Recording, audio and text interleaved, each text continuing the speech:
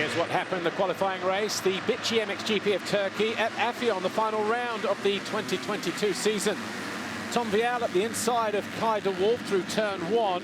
Jago Geerts emerged fourth behind the two Nastan Husqvarnas of de Wolf and Roman van der Moosdijk, but it was Vial who led on the opening lap.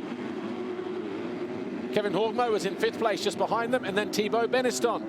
Beniston quickly passed the Norwegian though, as Geerts split the two Husqvarnas to move from fourth to third, and then second with this move on Kai de Wolf. At the end of the opening lap, Simon Langenfelder and Stefan Rubini fell. Rubini would only come home in 15th place.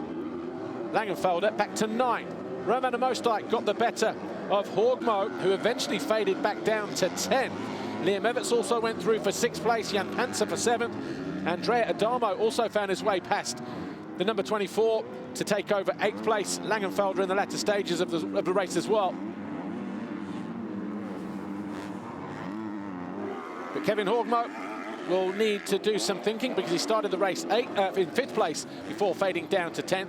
The final 3 laps saw Thibaut Beniston close in and find his way past Kai de Wolf to take over 3rd. Jago Geerts had to settle for 2nd, but it was Tom Vial on the Red Bull KTM who cruised eventually to his 6th qualifying race win of the season. He will start from pole position for possibly his most important Grand Prix of his career. Tom Vial wins it then from Jago Geerts, Beniston 3rd, de Wolf, van der Moosdijk, Everts, Panzer and Adamo.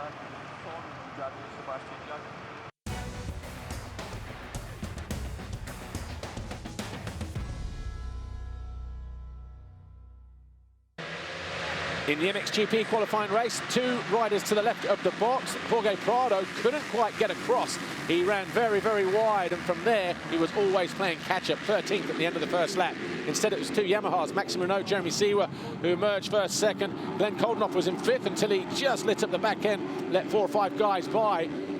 Mitch Evans, though, no mood for hanging around. He went from 3rd to 2nd as he found his way past Seewer. And it wasn't long before he was past Maxime Renault as well. On the opening lap, Renault made a slight mistake on the exit of the turn, lost balance, but a couple of corners later, guess what? The Frenchman was back past the Australian, tripling in at the end of the waves to take over the lead, which he would hold for 8 laps. Tim Geiser slipped up the inside of Guadagnini to take over 5th on lap 2. That's where Geiser would stay. Then Valentin Guillot also found his way past Guadagnini to put him into 7th. Romain Febvre then 8th, and then as Jonas found his way through into 9th, Guadagnini made a mistake, dropped down to 14th. He would eventually come home in 13th place. A mistake at the end of the waves cost Maxime Renault the lead on lap 9. Evans took over for 4 laps, but on the final lap, lap 13, Maxime Renault was past the Australian after he made a mistake. And it was Maxime Renault who went on to cruise to an eventual win for the 3rd time this year. He will go to the line on pole. He still has a shot at bronze medal as well at this final round, so a big day for Renault.